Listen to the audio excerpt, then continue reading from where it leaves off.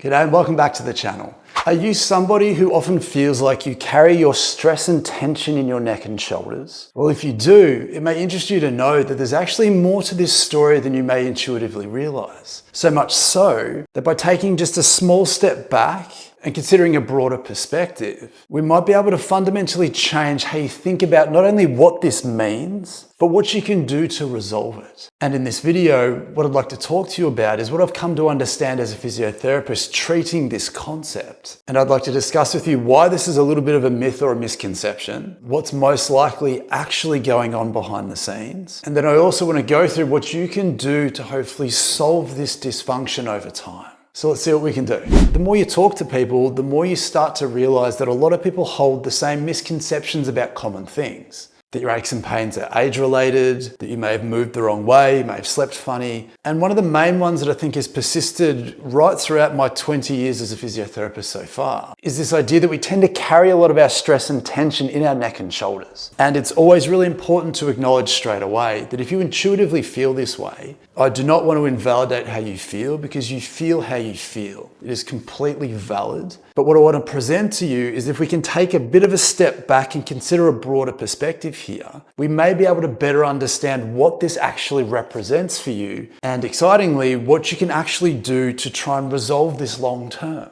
And with that in mind, I think the best place to start here is trying to give you a better understanding of what stress means to you in this context. So without a doubt, we've all been there. We've had situations at work, we're working hard, we're feeling like we're under the pump, we feel a sense of stress. And by the end of the day or at the end of the week, we start to feel some tightness, some achiness, some stiffness, some general discomfort through different parts of our neck, our upper traps and upper back. And because we feel this and we recognize that we feel a little bit stressed at the same time, it's very logical and obvious to make that connection. But what carrying your stress and tension in your neck and shoulders doesn't account for is that stress is a whole body experience. When we are exposed to a stressor, whether it's a short-term stressor or a long-term stressor, that situation is neither good nor bad. It's just a stimulus that prompts our body to change to give us the best chance of surviving that stress. And while the consequences of day-to-day stress, especially work stress and life stress, isn't necessarily the same as it is in something like the animal kingdom where it's more kill or be killed, and that fight or flight response that gets activated in the presence of stress is inherently designed to help us either fight our way through or run away from that stress, ultimately increasing our chances of survival and living to the next day. In our modern world, those stresses may not necessarily be associated with such extreme consequences for the most part. It still prompts our nervous system into that fight or flight response. When you're at work and you're feeling stressed, it's not necessarily that your neck and upper back is feeling more of that stress. The perspective here, the really important piece to this puzzle, is that stress needs something to pick on. And this is the heart of this conversation. There has to be something about the way that you're doing the things that you do while you are stressed that gives stress something to heighten and exaggerate. Persistent stress, persistent background stress even, makes tight muscles tighter, makes tender muscles more tender, makes stiff joints more stiff, and can ultimately make aches and pains more intense than they otherwise would be if stress wasn't involved in that conversation. So if you are someone who identifies as being a person who carries stress and tension in your neck and shoulders, what we really need to take a step back and better understand is often what shapes and positions are you putting this part of your body into more often than not while you're doing the things that you need to do the most throughout your day. So for example, if you are someone who needs to use your computer all day and you feel you're spending a lot of your time in the same basic shapes and positions, these are the moments that we want to analyze in more depth to look for clues as to what might be the underlying cause of that dysfunction, that stress then comes over the top and turns into something more specific. And what I'd ask you to look for is that if we know what your best sitting posture feels like, where you're pulled up nice and tall, your shoulders are comfortably back, and you maintain this position while you address your mouse or you're using your keyboard, any deviation away from that ideal position where we start to drop and relax under gravity, the constant effect of gravity, where those hinges might actually go, often starts to explain why specific parts of your body feel like they're carrying stress and tension in those areas. And if we can start to take that step back and appreciate carrying stress and tension as more of a suboptimal postural and positional conversation rather than being purely a stress conversation, then we can start to get to work on improving those postures and shapes, irrespective of what impact stress may be having on that system. And I would argue, based on my experience as a physio, if we can't get this to a better state on balance, then we can't expect these symptoms to go away forever.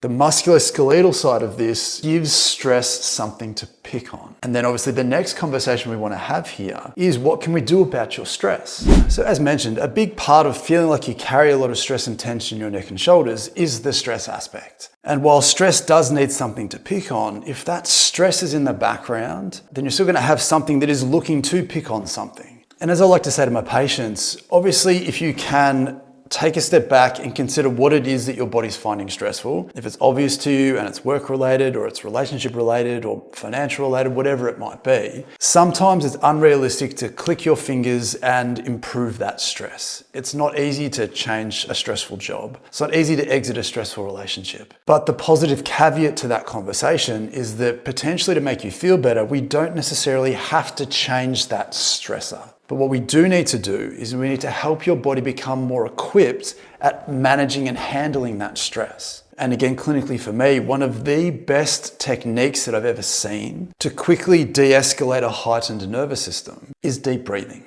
And of course, there are a million different deep breathing techniques, and you're welcome to try different ones to see which ones you feel are the most effective for you. But I just want to touch on a really simple one that you can do today that will hopefully instantly make you feel more at ease, less stressed, more calm. So as always, how I would like you to do this is, if you can find a position that feels very comfortable for you, give yourself a chance to just relax. What we're going to essentially do is we're going to work to a concept called box breathing. And what I'd like you to do is we're just going to take a full breath in through your nose. We're going to pause at the top briefly for about 2 seconds. Then on the exhale, we're going to let go. We're not going to forcefully exhale. We're just going to sigh and relax on the way out. But we're going to breathe out through pursed lips. And then once you get to the bottom, once you've exhaled completely, we're going to pause again for about 2 seconds. And we're just going to get you to repeat that process, maybe 5 times, 10 times, whatever you feel is appropriate. But because we want to base everything on results, the only way you're going to know which version of deep breathing is the most effective for you is if we take a before and after and compare the results. So as I always do, I would ask you to close your eyes to begin with, give yourself a score out of 10 relating to how heightened you feel your nervous system is. Is it a 1 or a 2 out of 10 and you feel pretty relaxed? Is it a 12 out of 10 and you're just about to explode because you're stressed out of your mind? Take note of how you feel and what number that is. And then we're going to immediately come back to this once you've done a few deep breaths. And so to get into it, how it looks is we're going to take a full breath in through the nose. We're going to pause at the top for a few seconds. And then we're going to sigh. We're going to breathe fully all the way out. Once there's nothing left, stay here. We're going to breathe in straight away once again. Pause at the top. Sigh on the way out.